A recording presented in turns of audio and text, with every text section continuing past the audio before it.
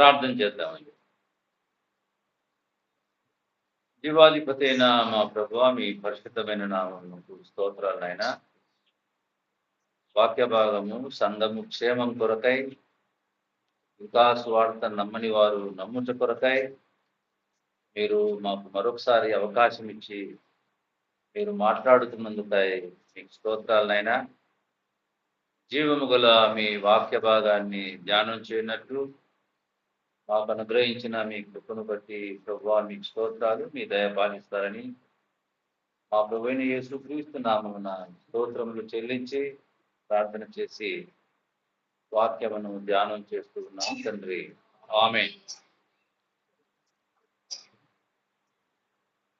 ప్రభునందు ప్రియమైనటువంటి వాళ్ళరా, మనం చదివినటువంటి వాక్య భాగంలో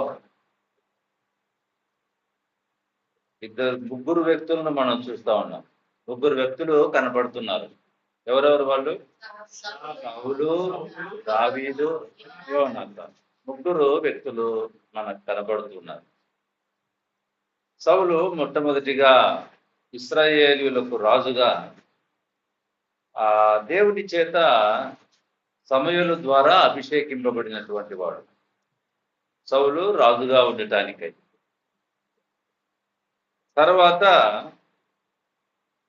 సౌలు దేవుని మాటను లెక్క చేయనందుకు గాను, చేసిన తప్పును కప్పిపెట్టడానికి గాను అతను తన యొక్క తాను చేసిన తప్పును కప్పిపెట్టి దేవుని ఆశీర్వాదం కోరుకున్నవాడుగా కనపడుతుంటుండగా సౌలును దావీదు విడిచిపెట్టేశాడు. తర్వాత దావీదు బాల్యమునందే రాజుగా ఉండటానికి సమూయేలు ద్వారా అభిషేకింపబడ్డాడు. ఎవరు? దావీదు. ఈ ఇద్దరు వ్యక్తులను మనం చూస్తున్నాం. యోనాతానును కూడా మనం చూస్తూ ఉన్నాం. ఈ ముగ్గురు వ్యక్తుల్లో దావీదు దేవునిపై ఆధారపడినటువంటి వాడు, సౌలు మనుషులపై ఆధారపడినటువంటి వాడు, యోనాతాను దావీదు యొక్క విషయాన్ని, దావీదులో ఉన్నటువంటి దేవుని సత్యాన్ని చూచి దావీదును స్నేహితుడుగా భావించుకున్నాడు. కానీ స్నేహితుడుగా ఆయన దగ్గర లేడు. ఎవరి దగ్గర లేడు? దావీదు దగ్గర లేడు. ఈ వాక్య భాగాన్ని ధ్యానం చేస్తున్నటువంటి మనలో ఇటువంటి భావాలు ఉన్నాయేమో ఈ వాక్య భాగం ద్వారా మనము గ్రహిద్దామండి. ప్రభునందు ప్రియమైనటువంటి వాళ్ళారా, ఈ 18వ అధ్యాయం మనం చదువుతూ ఉంటుండగా దావీదును గూర్చి మనము కొంత ధ్యానం చేద్దాం. ఇశ్రాయేలీయులు ఫిలిష్తీయులతో యుద్ధం చేయడానికి 17వ అధ్యాయంలో ఇవన్నీ కూడా వ్రాయబడ్డాయి. యుద్ధం చేయడానికి ఫిలిష్తీయులు ఇశ్రాయేలీయులతో యుద్ధం చేయడానికి 17వ అధ్యాయం చూద్దాం. మొదటి వచనం, ఫిలిష్తీయులు తమ సైన్యములను యుద్ధమునకు సమకూర్చి యూదా దేశములోని షోకోలో కూడి ఏపెద్దామీము దగ్గర షోకోకును అజేకాకును మధ్యను దిగి ఉండగా సౌలును ఇశ్రాయేలీయులను కూడి వచ్చి ఏలా లోయలో దిగి ఫిలిష్తీయులకు ఎదురుగా యుద్ధ పంక్తులు తీర్చి ఫిలిష్తీయులు ఆ తట్టు పర్వతం మీదను ఇశ్రాయేలీయులు ఈ తట్టు పర్వతం మీదను నిలిచి ఉండగా ఉభయుల మధ్యను ఒక లోయ ఉన్నది. గాతువాడైన గొలియాతు అను శూరుడొకడు ఫిలిష్తీయుల దండులో నుండి బయలుదేరుచున్నాడు. ఇక్కడ మనము గమనించినటువంటి విషయం ఏంటంటే, ఫిలిష్తీయులు ఇశ్రాయేలీలతో యుద్ధం చేయడానికి వారు కూడి ఉండగా ఒక స్థలం దగ్గర అటుపక్క వాళ్ళు ఇటుపక్క వీళ్ళు ఈ విధంగా 40 రోజులు ఆ వారు అటుపక్క వాళ్ళు అటుపక్కే ఉన్నారు, ఇటుపక్క వాళ్ళు ఇటుపక్కే ఉన్నారు. కానీ యుద్ధానికి వాళ్ళు ముందుకు సాగటం లేదు. ఎవరు? ఇశ్రాయేలీలు ముందుకు సాగటం లేదు. కారణం ఏంటి అంటే అక్కడ ఉన్నటువంటి ఫిలిస్తీయులు ఫిలిస్తీయులు ఉన్నటువంటి శూరుడు గొలియాతు ఏం చేస్తుందంటే, అనవసరంగా సైన్యం ఎందుకు చనిపోవాలి, మీలో ఒకడు ఏర్పరచుకొని నా దగ్గరికి రండి, నేను గెలిస్తే మీరు మాకు దాసులు కండి, మీరు గెలిస్తే మేము మీకు దాసులం అవుతాం. ఈ యొక్క ఒడంబడికతో వారు యుద్ధం చేయడానికి ఆయన పిలుస్తూ ఉన్నాడు. కానీ ఇశ్రాయేలీలు ఎవరు ముందుకు రావటం లేదు. ప్రభునందు ప్రియమైనటువంటి వాళ్ళరా, మనం కూడా ఎందుకు ముందుకు రావటం లేదంటే ఆ ఎత్తు, ఆ బలం గొలియాతులో వాళ్ళు చూసి వారు ప్రతిరోజు భయపడిపోతున్నారు.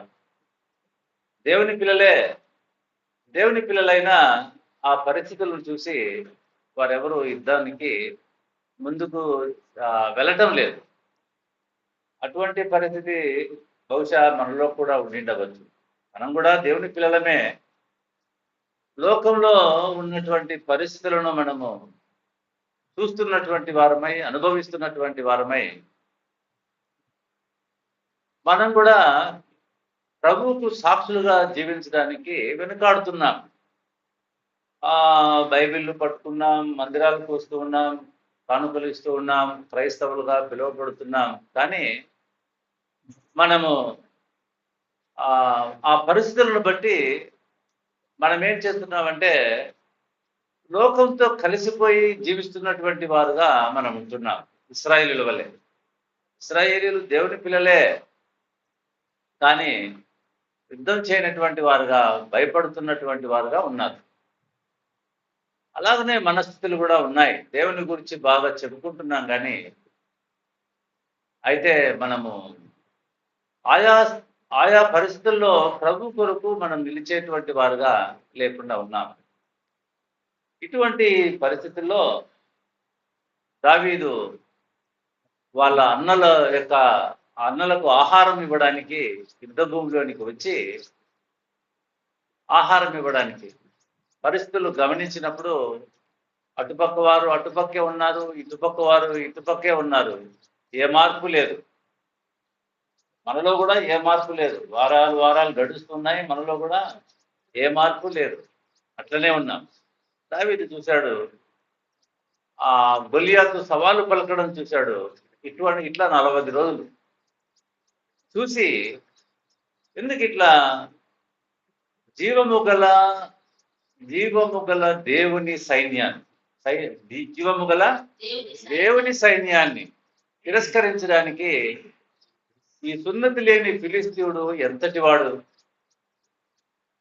ఆయన ఎవరిని తిరస్కరిస్తున్నాడు? జీవము గల దేవుని సైన్యం అంటే ఎప్పుడు ఏం కలిగి ఉండాలా? యుద్ధానికి సిద్ధంగా ఉండాలా.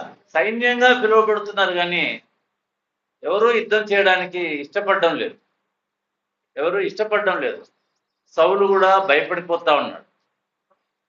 ఆ పరిస్థితి, అతని యొక్క పరిస్థితిని చూసి.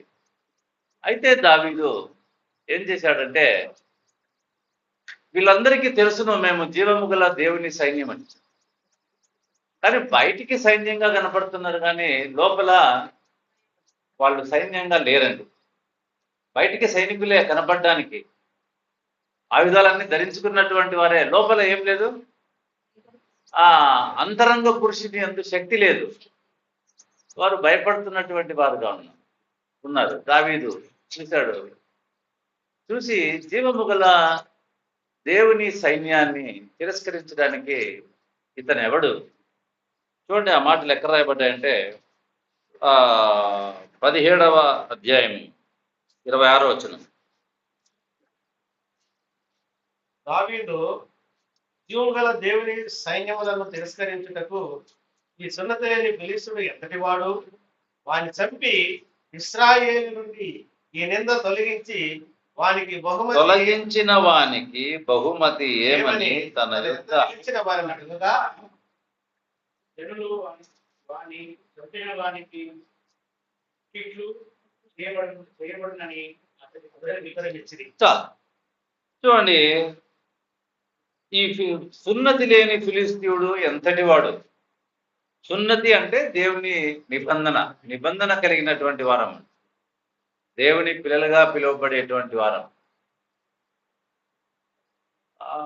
కాబట్టి పిల్లరా, ఇక్కడ ఏమి జరుగుతా ఉందంటే, సున్నతి లేని ఫిలిస్తీయుడు ఎంతటి వాడు, నేను వెళ్తా అని, ఇదంతా మనకు స్టోరీ తెలుసును కాబట్టి నేను చెప్పుకుంటూ వెళ్తానని వెళ్ళాడు.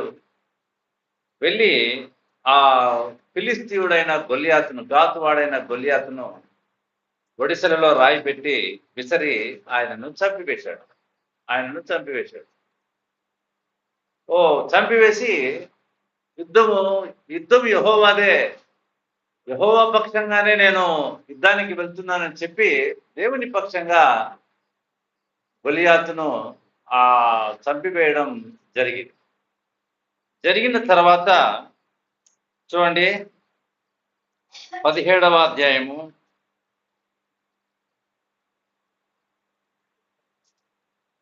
52, 53 వచనం. అప్పుడు ఇశ్రాయేలు వారును యూదా వారును లేచి జయము జయమని చుట్టూ లోయ వరకును లడాయిము ఎక్రోను వరకును ఫిలిష్తీయులను తరుమగా ఫిలిష్తీయులు అదులై షరాయిము ఎక్రోను మార్గమున గాతు ఎక్రోను పట్టణం వరకు కూలిరు. అప్పుడు ఇశ్రాయేలీయులు ఫిలిష్తీయులను తరుముగా మారి తిరిగి వచ్చి వారి డేరాలను దోచుకొని ఏం చేశానంట? వారి డేరాలను వారు దోచుకుంటున్నారంట.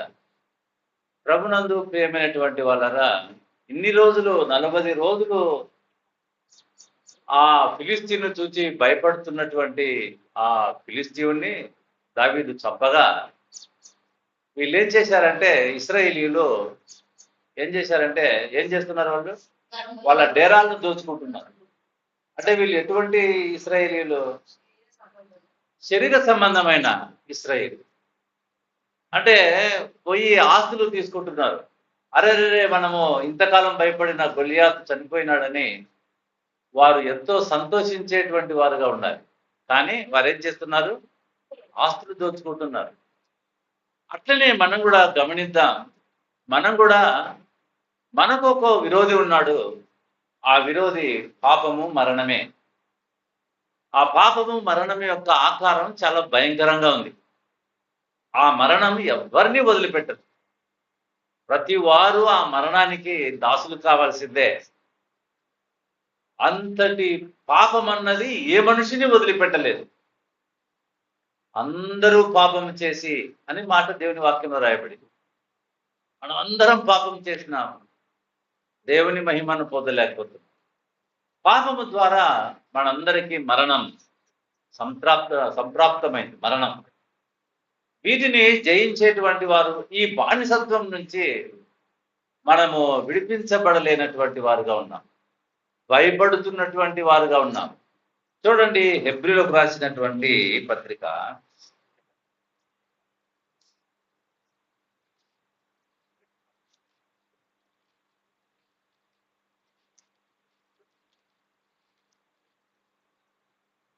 2:14, 2వ అధ్యాయం 14.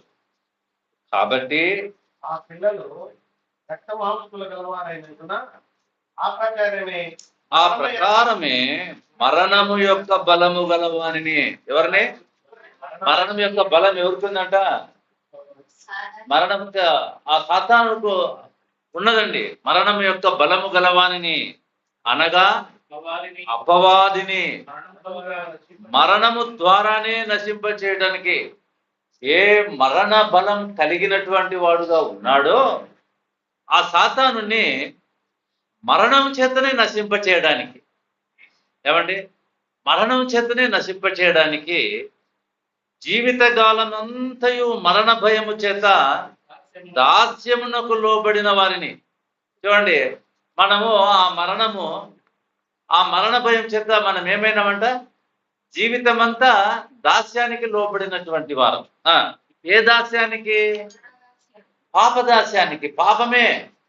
దేవుని పిల్లలుగా కనపడుతుండవచ్చును, మనలో పాపమే ఉన్నదండి. తర్వాత మరణ భయం చేత దాస్యమునకు లోబడిన వారిని విడిపించుటకును ఆయన కూడా రక్తమాంసములలో పాలివాడాయను. చూడండి ప్రభునందు పిల్లగా, మన ప్రభు అయిన యేసుక్రీస్తు వారు కూడా ఇదే హెబ్రీలకు రాసినటువంటి పత్రిక 2వ అధ్యాయం 9వ వచనంలో దేవుని కృప వలన ఆయన ప్రతి మనుషుని కొరకు మరణము అనుభవించినట్లు. ఎవరి కోసం? ఆయన ప్రతి మనుషుని, దేవుని కృప వలన ఆయన ప్రతి మనుషుని కొరకు మరణం అనుభవించినట్లు. ఏ మరణానికి మనం దాసులమై ఉంటిమో, ఏ మరణము మన నుండి దూరం కాదో, ఆ మరణం నుంచి విడిపించడానికి మన ప్రభు అయిన యేసుక్రీస్తు వారు కూడా మన శరీరాన్ని దాల్చుకొని ఆయన ఈ లోకానికి వచ్చాడు. మనందరి కొరకు ఆయన చనిపోయి ఆ మరణము నుండి మనలను విడిపించినాడు. ఇప్పుడు మనం ఏం చేసుకోవాలి? మనం కూడా ప్రభునందు సంతోషపడేటువంటి వాళ్ళుగా ఉండాలి. అయితే సువార్త ఏమిరా అంటే, లేఖనముల ప్రకారము క్రీస్తు మన పాపముల నిమిత్తము మృతి పొందెను. ఎట్లా? లేఖనముల ప్రకారం. లేఖనముల ప్రకారము క్రీస్తు మన పాపముల నిమిత్తము మృతి పొందెను, సమాధి చేయబడెను, తిరిగి 3వ దినాన లేఖనముల ప్రకారము లేపబడ్డాడు. మనకు శుభవార్త ఏమిరా అంటే, మన పాపముల కొరకై మన ప్రభు అయిన యేసుక్రీస్తు వారు చనిపోయినాడు కాబట్టి, మరణించినాడు కాబట్టి మన మీద పాపము లేదు. ఆయన తిరిగి లేచినాడు కాబట్టి ఇక ఆ మరణము మనకు సంక్రమించదు. ఆ మరణం ఇంకా మనకు సంక్రమించదు. ఇప్పుడు మనకు సంతోషం కలిగిన వారుగా ఉండాలా, దుఃఖం కలిగినటువంటి వారుగా ఉండాలా? అవునండి, ఇది సువార్త సత్యం. ఈ సువార్త సత్యాన్ని మనము కాదనుకుంటూ మనం ఏం చేస్తున్నామంటే, సువార్త అంటే ఆరోగ్యం బాగు కావడం సువార్త అనుకుంటున్నాం, దయాలు వెళ్ళిపోవడం సువార్త అనుకుంటున్నాం, అద్భుతాలు జరగడం సువార్త అనుకుంటున్నాం. వీటి ద్వారా మనకు సువార్త సత్యము బయలుపరచబడదండి. ఎవరైనా సరే సువార్తను వినాలి. వినుట వలన విశ్వాసం కలుగును, వినుట క్రీస్తును గూర్చిన మాట వలన కలుగును. ప్రియ సోదరుడా, ప్రియ సోదరి, సువార్తను వినాలి ఎవరైనా సరే. ఆ సువార్త ఏమిరా అంటే, వాళ్ళు గొలియాతు చనిపోతే ఆ యొక్క డేరాలను దోచుకుంటూ ధనాన్ని దోచుకుంటున్నటువంటి వారుగా ఉన్నారో, ఈ దినాల్లో కూడా మన ప్రభు అయిన యేసుక్రీస్తు వారు మన పాపముల కొరకై చనిపోయి మన పాపముల నుంచి మనల్ని విడిపిస్తే మనము పరిశుద్ధులుగా జీవించడానికి, వాక్యానుసారంగా నడవడానికి నడవలసింది పోయి మనం ఏం చేస్తున్నాం? ప్రభు ద్వారా మనకేవో లోకంలో లాభాలు కలుగుతాయని చెప్పేసి ప్రభువును అనుసరించేటువంటి వాళ్ళు ఈ లోకంలో చాలా మంది ఉన్నారండి. అవునండి, మనం కూడా డేరాలు దోచుకునేటువంటి వారుగా ఉన్నాం. మనం ఎట్లున్నాం? డేరాలు దోచుకునేటువంటి వారుగా మనం ఉంటున్నాం. ప్రభు అక్కడ స్వస్థత చేయలేదా మనం అడుగుతున్నాం. ప్రభు ఇక్కడ ఈ కార్యం చేయలేదా అని మనమే క్వశ్చన్లు వేస్తున్నాం. చేయబడిన ప్రతి కార్యానికి సమయము, సందర్భము ఉందండి. కాబట్టి ప్రభునందు పిల్లరా, సువార్త సత్యం ఏమిరా అంటే, మన మీద పాపము ఆయన మరణించినాడు కాబట్టి మన పాపం కొరకై మన మీద పాపం లేదు. ఇది సత్యం అండి. దీన్ని బట్టి మనం ఏం చేసేటువంటి వారుగా ఉండాలా? స్తుతించి సంతోషించేటువంటి వారుగా ఉండాలి. కానీ మనం ఏం చేస్తున్నాం? తలకాయ నొప్పికి ఏమండి ఆ ఉద్యోగాలు రావడానికి ఇంకొక దానికి ఈ సువార్తను వాడుకుంటున్నాం. ఈ ఉద్యోగాలు ఇవన్నీ ప్రభు ఇస్తాను అని వాగ్దానం చేసి ఉంటే మత్తయి సువార్త 6వ అధ్యాయంలో తీయాల్సిన అవసరం లేదు. రేపటి గురించి మీరు చింతపడకూడి, మీరేం చూడండి, కాకులను చూడండి అని అంటున్నాడు. ఆయన ఇస్తాను అని వాగ్దానం చేసింటే ఏం చేసిండేవాడు? రేపటి గురించి చెప్పిండేవాడు. ఆయన ఏం చేయలేదు. రేపటి గురించి చింత చేయకండి. ఈరోజు ఏమి, కాకులను చూడండి, అవి విత్తవు, కోయవు, వడుకవు, బట్టలు కూడా దానికి లేదు. మనుషులు అసహించుకునేటువంటి పక్షి కాకి. అది పొరపాటున ఇంట్లోకి దూరితే ఆ ఇల్లు ఖాళీ చేసేటువంటి వారుగా ఉన్నారు కదా. ఎక్కువ ఎవరైనా కాకిని ఇంట్లో పెట్టి పోషించుకుంటాడో ఎక్కడన్నా చూసినావా మనం? చిలుకను, నెమలిని. ప్రభు నెమలిని చూడండి అంటంలే, ఏం చూడాలంటున్నాడు? కాకిని చూడండి. ఒకవేళ నీవు అసహించుకున్నంత మాత్రాన ఆ కాకిని దేవుడు అసహించుకోవటం లేదని. ఆ వాటిని పోషించేటువంటి వాడు, వాటిని పోషిస్తున్నాను. మీ పరలోకపు తండ్రి మిమ్మల్ని పోషించడా? మీరు ఆ పక్షుల కంటే శ్రేష్ఠులు కదా. మీ పరలోకపు తండ్రి మిమ్మల్ని పోషించే బాధ్యత ఎవరిది?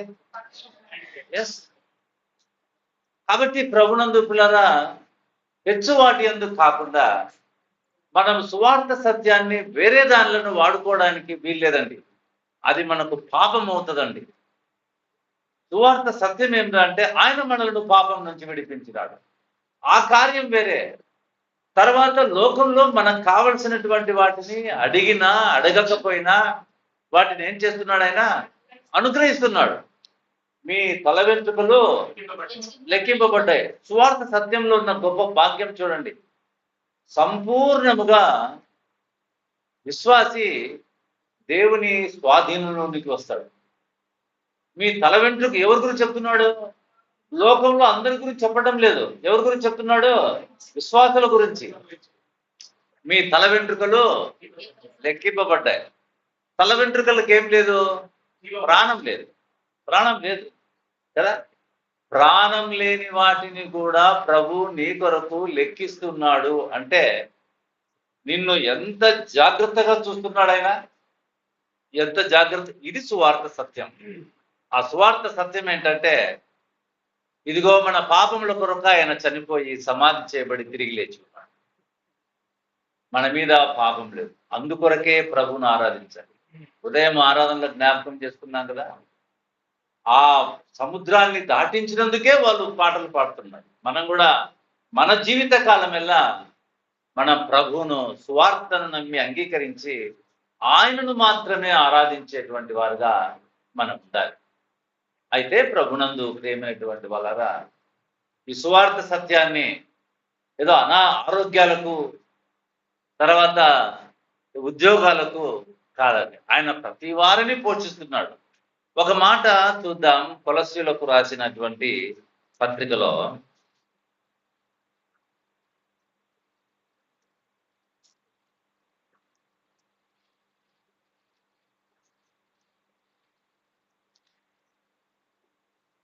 తిమోతికి రాసిన పత్రిక 4వ అధ్యాయము 10వ వచనం.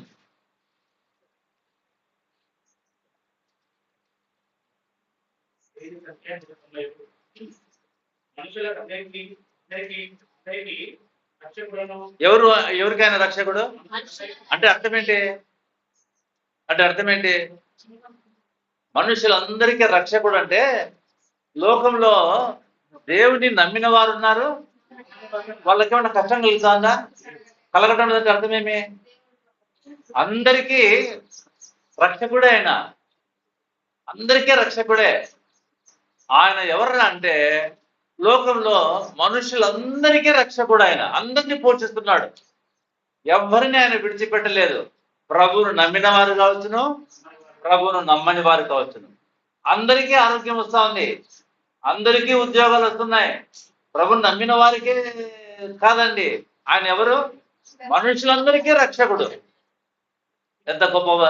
తర్వాత మరి విశేషముగా మరి విశేషముగా విశ్వాసులకు రక్షకుడైన మరి విశేషంగా విశ్వాసులకు రక్షకుడైన విశ్వాసులకు రక్షకుడు. ఎట్లా రక్షకుడు అంటే ఆయన విశేషంగా అంటే మనుషులంటే ఎవరు, విశ్వాసులంటే ఎవరు? విశ్వాసులంటే ఆయనను అంగీకరించినటువంటి విశ్వాసులకు ఎటువంటి రక్షకుడు చూడండి. విశ్వాసులకు రక్షకుడునైనా జీవము గల దేవుని యందు మనము నిరీక్షణ నుంచి ఉన్నాము కనుక ఇందు నిమిత్తము ప్రయాసంతో పాటుపడుచున్నాము. మనకేముందంట? ప్రయాసం పడాలండి. ప్రభునందు ప్రియమైనటువంటి వాళ్ళరా, విశేషముగా విశ్వాసులకు రక్షకుడు. ఊరికి చిన్నగా ఎటువంటి రక్షకుడో చూపిద్దామండి. ఆ తిమోతికి రాసినటువంటి పత్రిక 6వ అధ్యాయం 6వ వచనం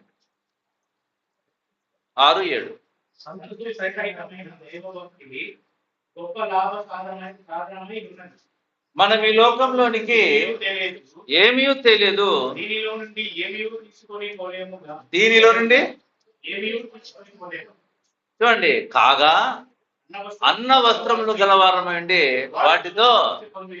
అంటే మనకేం గ్యారంటీ? అన్న వస్త్రం గ్యారంటీ.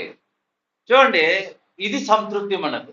ప్రభుని మన సంతృప్తి ఏంట్రా అంటే, విశ్వాసులకు రక్షకుని యొక్క కృప ఏంట్రా అంటే, ఆయన మనకి ఇల్లు రాయలేదు ఇక్కడ. ఏమండి, మనం ఈ లోకంలోనికి ఏమీ తెలియదు అంటే, ఒక లోకం నుంచి మనం వచ్చినాం. ఈ లోకం నుండి అక్కడికి ఏమీ తీసుకొని పోలేం, ఎందుకంటే ఇక్కడున్న వస్తువులు అక్కడికి షూట్ కావు. కాగా మనం అన్న వస్త్రములు గలవారమైంది అంటే విశ్వాస జీవితంలో తృప్తి ఉండాలి. ఇది సువార్త సత్యంలో ఉన్నటువంటి ఉద్దేశం. సువార్తను నమ్మినటువంటి వారు డేరాలు దోచుకునేటువంటి వారుగా ఉండటానికి వీల్లేదు. అయితే దావీదు ఏం చేసినాడు చూద్దాం, చదవండి. 18వ అధ్యాయం, 1 సమూయేలు గ్రంథం 18వ అధ్యాయం. దావీదు సౌలుతో మాట్లాడుట 17వ అధ్యాయము 54 వచనం. అయితే దావీదు 53, 54 మళ్ళా చదువు. అప్పుడు ఇశ్రాయేలీయులు ఫిలిష్తీయులను తరుముట మాని తిరిగి వచ్చి వారి డేరాలను దోచుకున్నారు. అయితే దావీదు అయితే అంటే అర్థం ఏంటి? అయితే అంటే వాళ్ళు డేరాలు దోచుకుంటున్నారు, ఈయన డేరాలు దోచుకోవటం లేదు. ఏమండి, అయితే దావీదు ఆ ఫిలిష్తీయుని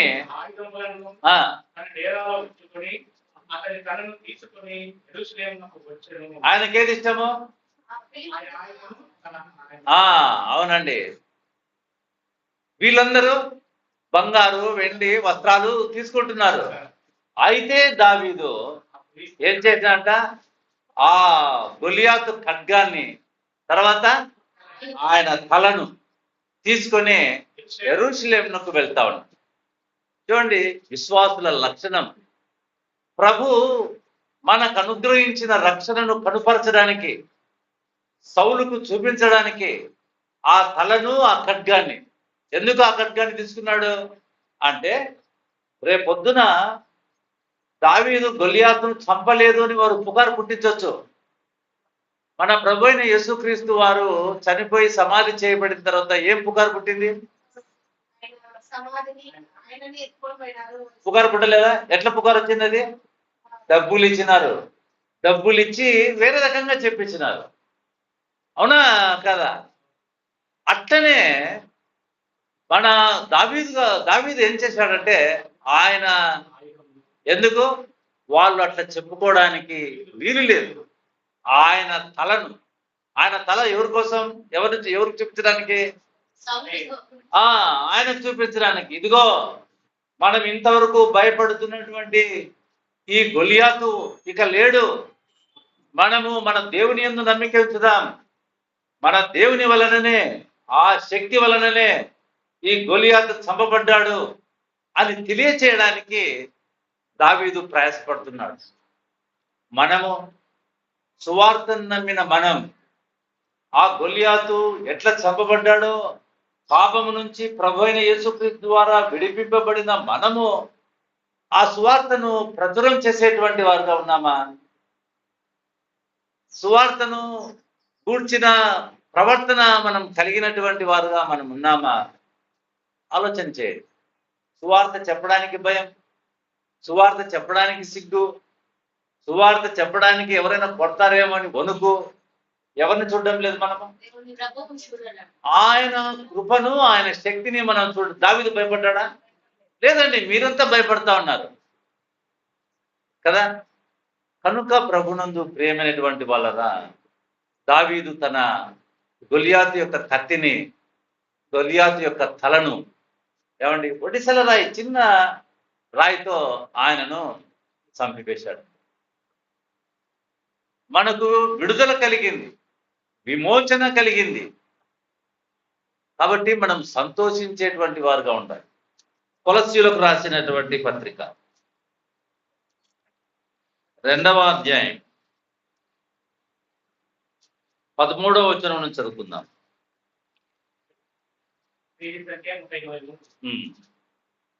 మరియు అపరాధముల వలనను శరీరమందు సున్నతి పొందగా చూట వలనను మీరు గుర్తుగా దేవుడు రాతపూర్వకమైన ఆజ్ఞల వలన మన మీద రుణముగాను మనకు విరోధముగాను ఉండిన పత్రమును మేకులతో కొట్టి దాని మీది ఏమాతను విడిచివేసి మనకు అడ్డము లేకుండా దానిని ఎత్తివేసి. పిల్లరా, ఈ ప్రపంచ కోర్టులో చట్టం యొక్క ఆ చట్టం పోగొట్టుకుపోయింది అనుకోండి, ఎవరు దొంగలు, ఎవరు నీతిమంతులు? చట్టం పోగొట్టుకుపోయింది అనుకోండి, కోర్టులో చట్టం పుస్తకం ఉంటుంది కదా, దాన్ని చూసే కదా మన తీర్పులు తెచ్చేది. అది పోయింది అనుకోండి, ఎవరు దొంగలు, ఎవరు నీతిమంతులు? ఈయన ఏం చేశాడంట?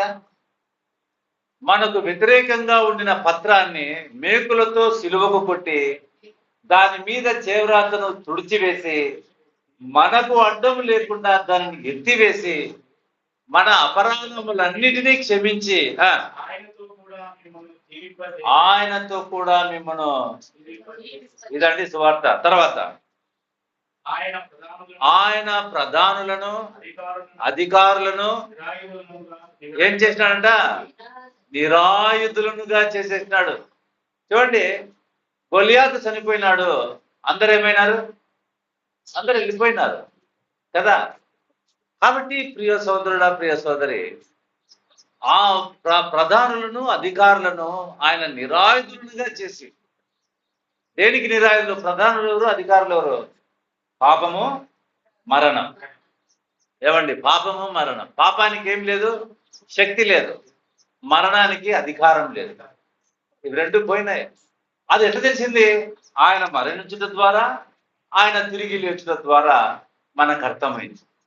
ప్రధానులను, అధికారులను ఆయన నిరాయుధులుగా చేసి శిలువ చేత జయోత్సవంతో వారిని పట్టి చేర్చి ఆహాటముగా వేడుకకు కనపరచను.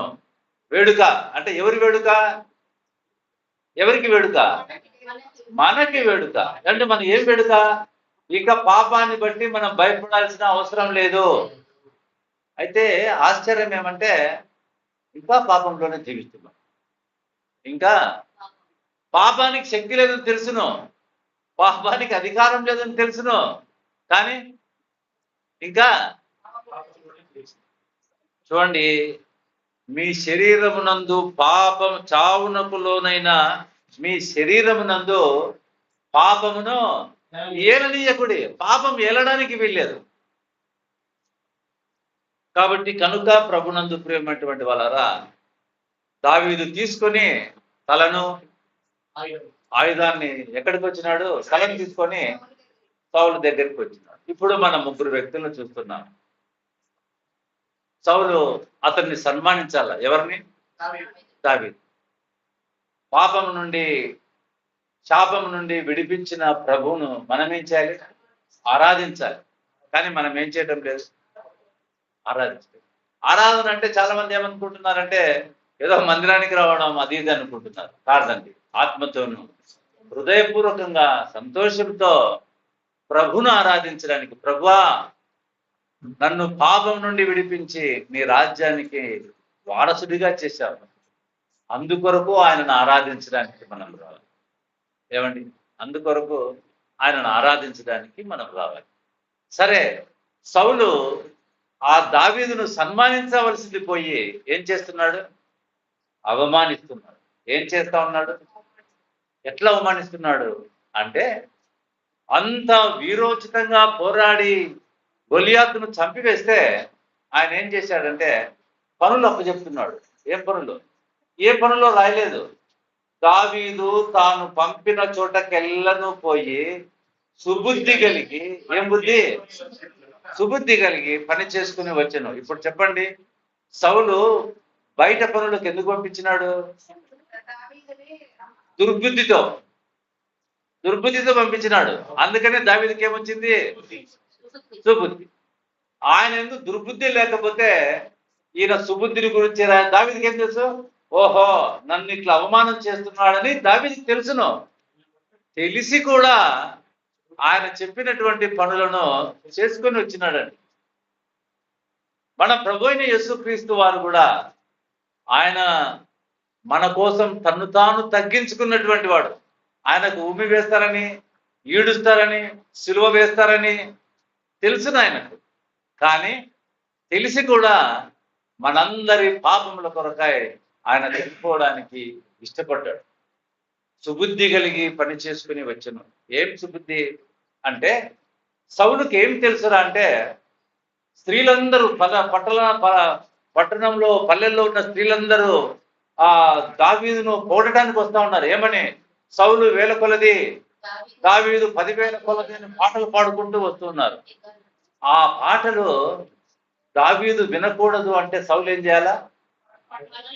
చూడండి, బయట శత్రువును చంపివేయడం జరిగింది, కానీ సౌలు లోపలి శత్రువు. మనం అనుకుంటాం ఆ కాలంలో ఫిలిస్తీయులు, అమాలేకీయులు అనేటువంటి వాళ్ళు ఉన్నారు, ఈ కాలంలో లేరు అని. అవును, ఆ కాలంలో ఫిలిస్తీయులు, అమాలేకీయులు వీళ్ళందరూ ఎందుకు ఇశ్రాయేలులకు విరోధం? ఎందుకు విరోధం? చాలా మందికి డౌట్. వాళ్ళు అంత కఠినంగా ఫిలిస్తీయులను వీళ్ళను చంపేస్తే దేవుడు వాళ్ళనే ప్రేమిస్తా ఉన్నాడా అని చాలా మందికి ఆలోచన. ఆశ్చర్యం ఏమిరా అంటే, భూమి మీద ఏ జాతి కానీ ఇశ్రాయేలు జాతి ఉండకోకుండా ప్రయత్నం చేస్తున్నారు. అది నేటికి కూడా అందరి కోరిక ఏంటి? ఇశ్రాయేలు జాతి భూమి మీద ఉండకూడదు. అందుకనే దేవుడు వారికి అంత తోడుగా ఉన్నాడండి. దేవుడు ఎవరిని కోరుకున్నాడో ఆ జాతిని భూమి మీద ఉండకుండా, అంతేనండి విరోధం. అందుకనే దేవుడు వారికి తోడై ఉండి, వారు ఏ యుద్ధం ద్వారా వీళ్ళని నాశనం చేయాలనుకున్నారో అదే యుద్ధాల వలన దేవుడు ప్రజలకు నేర్పించి వారిని నాశనం చేయిస్తూ వస్తున్నాడు. ఇట్లనే మనకిప్పుడు ఫిలిస్తీయులు, అమాలేకులు లేరా? ఇప్పుడు కూడా ఉన్నారండి. ఆ అమాలేకులు, ఫిలిస్తీయులు ఎవరు అంటే, మన అనారోగ్యాలు, మన పగలు, మన లోపల ఉన్న భావాలు, ఇవన్నీ ఏంటి? వాళ్ళన్నా బయట నుంచి పోరాడుతున్నారు. లోపల ఏమున్నాయి? ఇప్పుడు వీళ్ళెవరు? ఫిలిస్తీయులు, అమాలేక్, వీళ్ళంటే పగలు, అనారోగ్యాలు. అనారోగ్యం ద్వారా దేవుని దగ్గరికి వస్తున్నారు. వాళ్ళకి ఏమి ఇష్టం? ఒక చిన్న ఉదాహరణ చెప్తా, మనకు టైం లేదు, ఒక చిన్న ఉదాహరణ చెప్తా. సౌలు ఏం చేసినాడంటే, దావీదును నేనైతే చంపలేను, దేవుడు తోడుగా ఉన్నాడు, ఈయనకు నా బిడ్డనిచ్చి ఫిలిస్తీయులతో చంపిస్తా అని బిడ్డనిస్తాడు. ఎందుకంటే ఫిలిస్తీయుల చేత చంపబడాలి. దావీదు వెళ్ళిపోతాడు ఫిలిస్తీయుల దేశానికి, వెతకడం మానేస్తాడు. ఎందుకు? నేను ఏం కోరుకున్నానో, ఏ ఫిలిస్తీయులతో చంపాలని కోరుకున్నారో వాళ్ళ దగ్గరికే ఇతను వెళ్ళిపోయినాడు. ఇక నాకేం పని ఉంది? ఈరోజు చాలా మంది ఏం చేస్తున్నారంటే, ఉద్యోగాల కోసం, తర్వాత ఆరోగ్యాల కోసం ప్రభు దగ్గరికి వస్తున్నట్లుగా కనపడుతున్నారు. సాతానుడు వెతకడం మానేస్తారు. ఎందుకు? ఇక వాళ్ళు దాంట్లోనే నిమగ్నం అయిపోతారు వాళ్ళు. ఇదండి తంత్రం. చూడండి, ఒక వ్యక్తి తన చివరి వరకు ఏం చేస్తాడంటే నాకు ఉద్యోగం వచ్చింది, నేను దేవుని నమ్ముకున్నాను, నాకు ఉద్యోగం వచ్చింది. వాడు ఏం చెప్పడు నా ప్రభువు నా కొరకు చనిపోయి సమాధి చేయబడి తిరిగి లేచి నన్ను నిత్య నాశనం నుండి రక్షించినాడని ఎవరైనా చెప్తారా? ఆమె ఏం చేస్తుందంటే 24 గంటలు ఉద్యోగం గురించి చెప్తుంది. ఎప్పటి వరకు? ఆమె చనిపోయినంత వరకు. ప్రభువులోనే ఉన్నాను.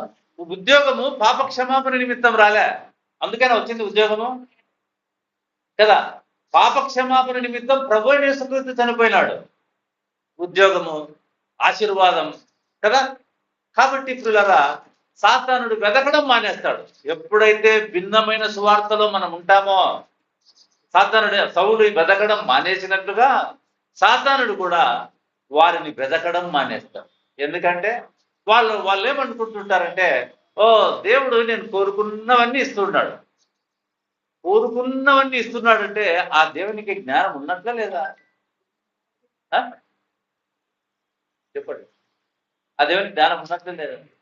ఇప్పుడు ఒక చిన్న బిడ్డ బాంబు కోరుకుంటుంది, దమ్మంటది, నేను ఇస్తానా? నాకు వివేచన ఉంది కాబట్టి నేను ఇవ్వను. మరి నువ్వేం కోరుకుంటే ఉంటావంటే అవి మంచివో నీకు చెడ్డవో, ఉద్యోగం మంచిదో ఆరోగ్యం మంచిదో కూడా తెలియదు నీకు. నువ్వు కోరుకుంటున్నావని ఇస్తున్నాడంటే ఎవరైనా చెప్పండి. కోరుకున్నటువంటి మీ తల్లిదండ్రులు ఇస్తారా? మీరు కోరుకున్న వాటన్నింటినీ ఇస్తారా? మీరు కోరుకున్న వాటన్నింటినీ ఇస్తారా? అంతేనా కాదా?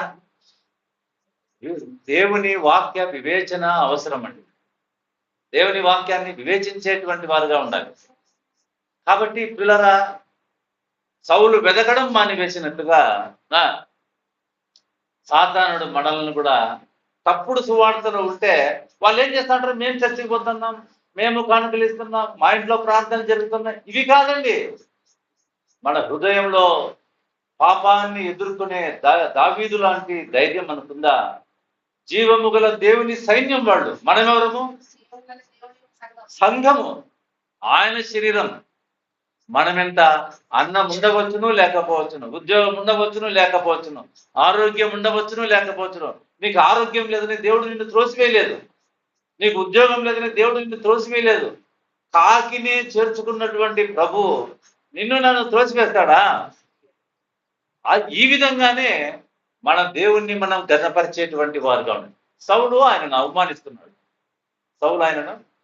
అవమానిస్తున్నాడు, మనము తప్పు సువార్తలో ఉండటం కూడా ప్రభువును మనము ఆరాధన చేయలేని వారమే. అవునా?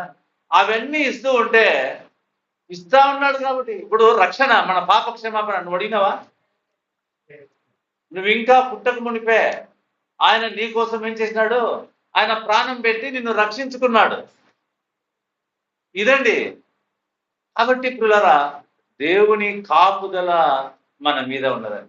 గడిచిన వారం కూడా మంచి అంశమే, అయితే జ్ఞాపకం చేసుకోవడానికి మనకంత సమయం లేదు కనుక ప్రభునందు ప్రియులారా, సౌలు దేవుని చేత అభిషేకింపబడిన వాడై ఉండొచ్చునేమో, కానీ దావీదును సన్మానించినటువంటి వాడు కాదు.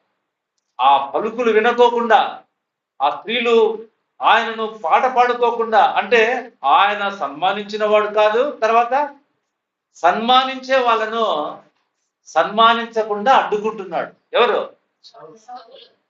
సంఘంలో మనస్థితి ఎట్లా ఉంది? ప్రభునందు ప్రియులారా, మనము దేవుణ్ణి ఆరాధించడం లేదు. ఆరాధించాలనుకున్న వారికి మనం ఎట్లున్నాం? మన ప్రవర్తనలు మనం ఈ వాక్య భాగం ద్వారా సరిచేసుకోవాల్సినటువంటి వారు. వాక్య భాగం మీతో ఊరికే మాట్లాడడం లేదు. దేవుడు ఫోన్లో మాట్లాడితే డబ్బులు ఎంతెంత ఖర్చు అవుతాయి. అంత ఖరీదైనటువంటి మాటలను నువ్వు ఉచితంగా వింటున్నావంటే నీ పట్ల, నా పట్ల, మన పట్ల దేవుని కృప ఎంత అధికంగా ఉందో మీరు ఆలోచన చేయండి. కాబట్టి ప్రియులారా, సువార్తను నమ్మడం దేవుని అంగీకరించడం. సువార్తను నమ్ముకున్నామా? ఆయన నా పాపంలో కొరకై చనిపోయి నా పాపములను క్షమించినాడు. పాపులను రక్షించడానికి క్రీస్తు యేసు రోగులను స్వస్థపరచడానికి క్రీస్తు యేసు లోకంలోకి వచ్చినాడని రాయబడిందా? ఏమండి? అయితే తన కృప ద్వారా కొందరిని స్వస్థపరుస్తున్నాడు, తన కృప ద్వారా కొందరిని రోగాలతో ఉంచుతూ ఉన్నాడు. స్వస్థపరచడం ఆయన కృపనే, రోగం ఉంచడం కూడా. ఉదాహరణ ఎవరు మనం చాలాసార్లు విన్నాం కదా, పౌలు భక్తునికి ఏముంది? కళ్ళ జబ్బు అని రాయబడలేదు, ఏదో జబ్బు ఉంది, ఏదో జబ్బు అని, ఆ కళ్ళ జబ్బు అని రాయబడలేదు, జబ్బు ఉంది. ఆయన ఆ పుల్లు చేత ఏమవుతున్నాడు? చాలా బాధపడుతున్నాడు. ప్రభుకు ప్రార్థన చేసినాడు, ముమ్మారు ప్రార్థన చేసినాడు. ప్రభు ఏమన్నాడు? నా కృప నీకు చాలు. స్వస్థపరచడం ఆయన కృపనే, ఒక జబ్బును ఉంచడము. నీకేదైనా లోటు ఉందంటే మన జీవితాల్లో, ఆత్మీయ జీవితాల్లో, శరీర జీవితాల్లో, అది దేవుని కృపగా మనం భావిస్తే దేవునికి స్తోత్రం చెల్లిస్తాం. అది లోటుగా భావిస్తే ఏమండి, కొద్ది రోజులు వస్తాం దేవుని దగ్గరికి, వచ్చి నువ్వు అనుకున్నది జరగదు, ఏం చేస్తాం? విడిచిపెట్టేస్తాం. ఎందుకంటే సత్యం తెలియక కదా. ప్రతిదీ కూడా ఆయన కృపనే.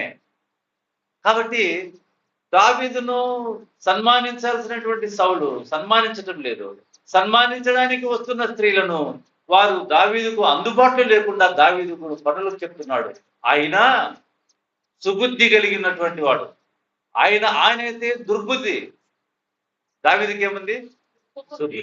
మంచిది, మనకు టైం లేదు, రెండో పాఠానికి వద్దాం. యోనాతాను సౌలు తర్వాత రాజు కావాల్సింది ఎవరు? యోనాతాను. మరి దావీదును ప్రేమించి నడికట్టును, కత్తిని, విల్లును అన్ని చేస్తున్నాడు. అంటే దావీదు ఏం యోనాతాను ఏం కోరుకుంటున్నాడు?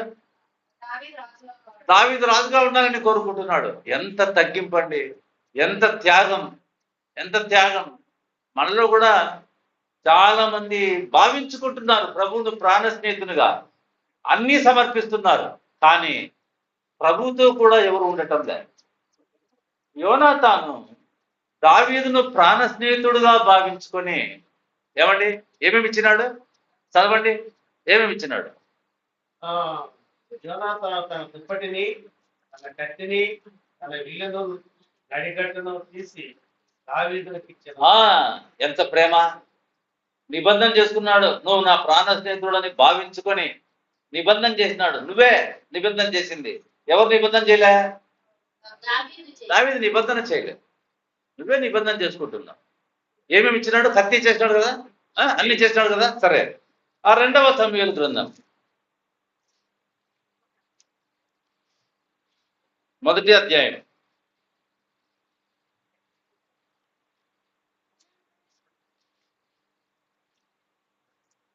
11వ వచనం నుంచి. దావీదు ఆ వార్త విని తన వస్త్రములు చుట్టుకొనెను. 1వ అధ్యాయము 21వ వచనం. సమూయేలు 2వ గ్రంథం 1వ అధ్యాయం. గిల్బోవ పర్వతములారా, మీ మీద మంచైనను వర్షమైనను తలమార్పణకు తగిన పైరు గల చేనైనను లేకపోవును కాక, బలాఢ్యుల డాలు అవమానముగా మారవు. తైలము చేత అభిషేకింపబడిన వారిదైనట్టు సౌలు డాలును పారవేయబడింది. హతుల రక్తము ఒలికింపకుండా, బలాఢ్యుల కొవ్వును పట్టకుండా యోనాతాను విల్లు ఏమున్నదంట యోనాతాను దగ్గర? అప్పుడు ఏం చేసినాడు ఆయన? మరి ఇప్పుడు ఇవన్నీ ఎట్లా వస్తున్నాయి? మనం కూడా దేవుని దగ్గర ప్రమాణం చేస్తున్నాం, మళ్ళా మనం అవన్నీ పెట్టుకుంటాం కదా, అంతేనా కదా? తర్వాత ఎవరిని హతము చేయకుండా సౌలు కత్తి వెనుక తీసింది కాదు. తర్వాత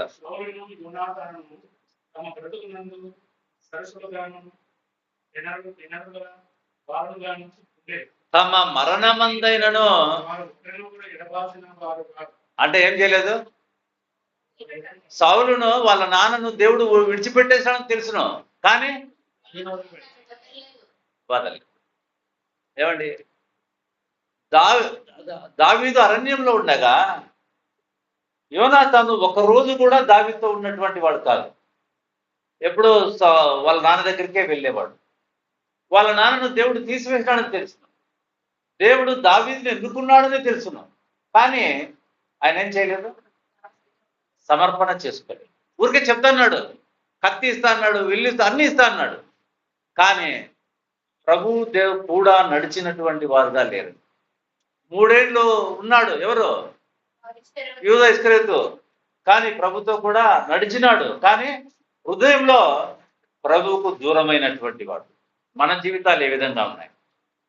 ఊరికనే చెప్పుకుంటున్నాం, ఆయనకు మనం సమర్పణ చేసుకున్నటువంటి వారుగా ఉన్నామా? యోనాతానుగా చూడండి, యోనాతాను మరణించకూడదు. ఎందుకు? దావీదు ప్రాణ స్నేహితుడు కదా, ప్రాణాన్ని కాపాడాల్సిన బాధ్యత ఎవరిది? ఎప్పుడు? దావీదు దగ్గర ఉంటే. కానీ దావీదు దగ్గర లేడు కాబట్టి ఇక్కడ చనిపోయినాడు. మన ప్రాణ స్నేహితుడు, మన ప్రాణాన్ని విమోచించినటువంటి వాడు మన ప్రభు అయిన యేసుక్రీస్తే. మనం ప్రభుతో కూడా ఉండేటువంటి వారుగా మనం ఉండాలని. తర్వాత సౌలు దావీదును గురించి మనం ధ్యానం చేసినాం. తర్వాత యోనాతాను గురించి మనం ధ్యానం చేసినాం. దావీదు సుబుద్ధి కలిగి, చూడండి 20 చివరి వచనం, 18వ అధ్యాయం, దావీదు 5వ వచనం. సౌలు తనను పంపిన చోటకెళ్ళను పోయి సుబుద్ధి కలిగి పని చేసుకుని వచ్చను కనుక. ఎక్కడ పెట్టినాట? ఎందుకు? సౌలు దావీదు యొక్క ఏజ్ ఎంత? బాలుడు. ఏం పని ఇచ్చినాడు? యోధుల మీద ఇచ్చినాడు. అంటే ఎందుకు యోధుల మీద ఇచ్చినాడు అని మనం ఆలోచన చేస్తే, చూడండి, ప్రేమలోనే ఎంత వ్యతిరేకత ఉంటుంది చూడండి. మనుషుల ప్రేమ, అందుకనే దేవుని ప్రేమ అమూల్యమని. ఆయన ప్రేమ మన కొరకు ప్రాణం పెట్టింది. మనుషుల ప్రేమ చూడండి, మనుషుల ప్రేమ ఎట్లా ఉందంటే యోధుల మీద పెట్టినాడు. ఎందుకు పెట్టినాడంటే, ఎప్పుడైతే ఈయన పొజిషన్ మారిపోయిందో దావీదుకి ఏం రావాలా? గర్వం రావాలి. సౌలు ఏం కోరుకున్నాడు? ఎందుకు గర్వపడాలని? ఎప్పుడైతే నాశనానికి ముందు సాతాను యొక్క లక్షణం ఏంటి? గర్వం. సాతాను లక్షణం ఏంటి? గర్వం. ఎప్పుడైతే, అందుకనే సౌలు ఏం చేసినాడంటే యోధుల మీద పెట్టినాడండి. అబ్బా, వీనికి తప్పకుండా గర్వం వస్తుంది. గర్వం వస్తే ఎవరు తొక్కుతారు? దేవుడే తీసేస్తాడు ఆయన. చూడండి, దేవుడే తీసేస్తాడు. చూడ్డానికి, అందరు చూడ్డానికి, అబ్బా సౌలు ఎంత మంచోడబ్బా, ఆ యోధుల మీద పెట్టినాడు, చిన్న పిల్లోడిని తీసుకుపోయి. అర్థమైందా? చిన్న పిల్లోడిని తీసుకుపోయి అని అనుకుంటున్నారు, కానీ లోపల హృదయం ఏంటి? గర్వం రావాలి. అది మనకి ఎట్లా అర్థమవుతుంది? అయితే దావీదు ఏం చేస్తున్నా అంటే సుబుద్ధి కలిగి, చూడండి ఇక్కడ చివరి వచనం, జనులందరి దృష్టికి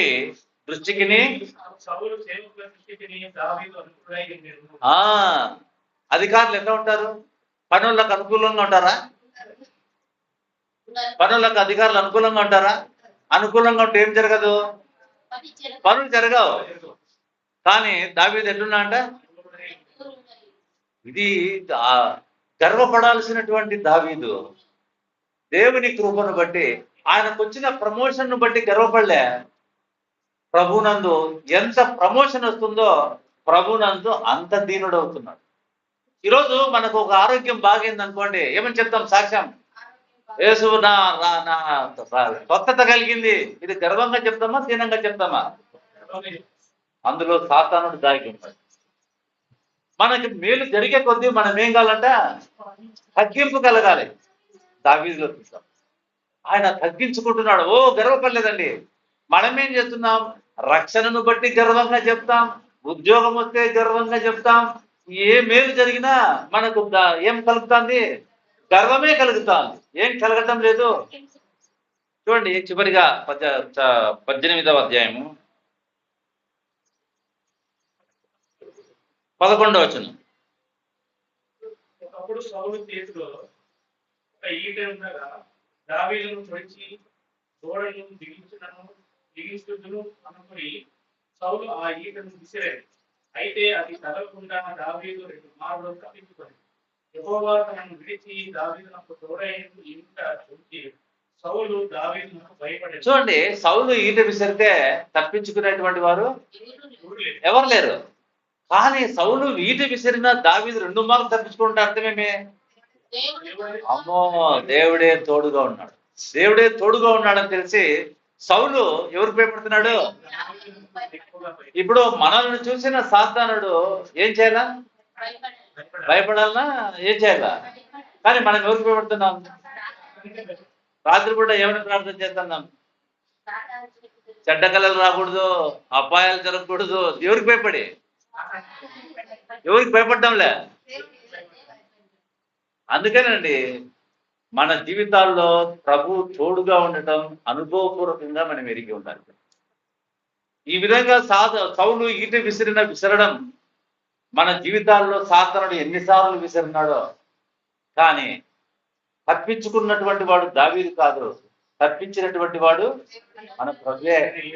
ఎన్ని అపాయాల్లో పడిపోతున్నామో, ఎటువంటి పాపంలో పడిపోతున్నామో ప్రభు తోడుగా ఉండి, అందుకనే ఆయనకి ఏమని పేరు పెడతారంట? యేసు ప్రభు ఇమ్మానుయేలు. ఇమ్మానుయేలు అంటే దేవుడు మనకు తోడు. లోకంలో పాపంలో పడుకోకుండా ఆయన మనకు తోడండి. అందుకనే తప్పించుకున్నాడు. అందుకనే సౌలు భయపడతా ఉన్నాడు. ఇప్పుడు సాతానుడు సంఘాన్ని చూసి వాడేం చెప్తున్నాడు? వాళ్ళకు ఎటువంటి ఈడులు విసిరినా ఎందుకు భయపడతాను. తర్వాత చదవండి, చదివి ముగిద్దాం. కాబట్టి సౌలు అతని తన యుద్ధం నుండనీయక. కాబట్టి అంటే తోడుగా ఉన్నాడు కాబట్టి సౌలు అతని తన యుద్ధ నుండనీయక సహస్రాధిపతిగా చేశాడు. ఏం చేశాడట? యోగుల మీద కంటే డబుల్ ప్రమోషన్, సహస్రాధిపతి, 1000 మందికి అధిపతి. ఇప్పుడు తప్పకుండా దావీదుకి ఏం కలగల? అవునా? అంటే సౌలుకి ఇవన్నీ ఎట్లా తెలుసును? అవును, నేను గర్వం ద్వారా పడిపోయినానని ఎవరికి తెలుసును? సౌలుకి తెలుసును. అదే గర్వము ఈయనకు రావాలని ఆయన సహస్రాధిపతిగా చేస్తున్నాడు. సహస్రాధిపతిగా చేస్తే దావీదు ఏం చేస్తున్నాడు చూడండి, చదవండి. అతడు జనులకు ముందుగా వచ్చుతూ పోతూ ఉండేది. చూడండి, సహస్రాధిపతి ఎప్పుడు వస్తాడు? ముందుగా ఇప్పుడు మందిరానికి ఎవరు వస్తారు ముందుగా? పాస్టర్ వస్తాడా? జనరల్ గా పాస్టర్ వస్తాడా? అందరు వచ్చి కూర్చున్న తర్వాత పాస్టర్ ఎప్పుడు వస్తాడు? లాస్ట్ లో వస్తా అంటాడు. కానీ దావీదు ఎప్పుడు వస్తున్నాడు? ఎందుకు? అంత క్షేమాన్ని కోరుకునేటువంటి వాడు. నేను సహస్రాధిపతిని, అన్ని రెడీ చేసినారా, పాపలు పరిచినారా, కుర్చీలు వేసినారా, మైకాన్ చేసినారా అని అడిగి వస్తారు. కానీ ఆయన ఏం చేస్తున్నాడు? సహస్రాధిపతి జనులకు ముందుగా, చదవండి, చదువు. అతడు జనులకు ముందుగా వచ్చుతూ పోతూ ఉండేది. మరియు దావీదు సమస్త విషయంలో సుబుద్ధి కలిగి ప్రవర్తింపగా, సమస్త విషయాల్లో సుబుద్ధి కలిగి ప్రవర్తించగా యెహోవా అతనికి తోడుగా ఉండేది. మన జీవితాల్లో కూడా ఏమండి సుబుద్ధి కలిగి ప్రవర్తిద్దాం. సుబుద్ధి ఎట్లా వస్తుంది? సుబుద్ధి దావీదుకు పుట్టుకతో వచ్చేది కాదు, పుట్టుకతో వచ్చేది కాదు. దావీదు ప్రభువును నేర్చుకున్నాడండి. చూడండి, ఎప్పుడు నేర్చుకున్నాడో చూద్దాం. కీర్తనల గ్రంథము 22వ అధ్యాయం.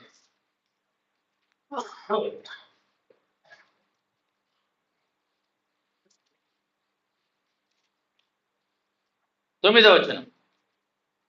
గర్భం నుండి నన్ను తీసిన వాడు నువ్వే కదా, నేను నా తల్లి యొక్క స్తన్యపానము చేయుచుండగా నీవే కదా నాకు నమ్మిక పుట్టించితివి. ఎట్లా వచ్చిందంట? నీవే కదా నాకు నమ్మిక పుట్టించితివి. అంటే చిన్నతనం నుంచి దావీదు ఏం నేర్చుకున్నాడు? ప్రభువును గురించి నేర్చుకున్నాడు. ప్రభువును చూశాడు ఆయన తగ్గింపు, ఆయన వినయం, ఆయన విధేయత. అందుకని ప్రభువు లేకుండా ఎవరికీ సుబుద్ధి రాదండి. మనలో సుబుద్ధి రావాలంటే మన జీవితకాలం ప్రాక్టీస్ చేసినా మనకు సుబుద్ధి రాదండి. ఎవరైనా సరే ప్రభువును ధ్యానం చేస్తే సుబుద్ధి కంటే స్వస్థత ఇంకొకటి ఉందా? బయట శరీరాలకు స్వస్థత చేసే వాళ్ళు ఉన్నారేమో కానీ ఈ రోజు నుంచి వీడికి సుబుద్ధి రావాలని ప్రార్థన చేసిన వాళ్ళు ఉన్నారా? ఎందుకు? అది ప్రభువును ధ్యానించకుండా వచ్చేది కాదు. సుబుద్ధి కలిగి ఉన్నాం కాబట్టి ప్రభునందు పిల్లరా, సౌలు వలె ఆరాధనకు ఆటంకంగా కాకుండా, యోనాతోను వలె సమర్పణ లేకోకుండా, దావీదు వలె సమర్పణ కలిగి ఎన్ని ఉద్యోగాల్లో ప్రమోషన్లు వచ్చినా ఆయన ఇంకా తగ్గించుకొని జనులను అజమాయిషి చేయాల్సినటువంటి దావీదు వాళ్ళకంటే ముందుగా వచ్చి కసు ఉడుస్తున్నాడు. అప్పుడు వాళ్ళకి ఏం కలుగుతుంది? అవునా? సుబుద్ధి. ఈ బుద్ధి ఉంటే సంఘము ప్రభునందు ఫలిస్తుంది. కాబట్టి ప్రభునందు ప్రియమైనటువంటి వాళ్ళరా, మన ప్రభు అయిన యేసుక్రీస్తు మన పాపముల కొరకై చనిపోయి సమాధి చేయబడి తిరిగి లేచినాడు. కాబట్టి ఆయనను అంగీకరించి ఉన్నాం. ఇంకా అంగీకరించని వారు ఈరోజే దానికి డేట్లు పొడిగించాల్సిన అవసరము లేదు. ఈరోజే ప్రభుని అంగీకరించి ఆయన కొరకు జీవించాలని సంఘపక్షంగా మనవి చేస్తున్నాం. ప్రార్థన చేద్దామండి.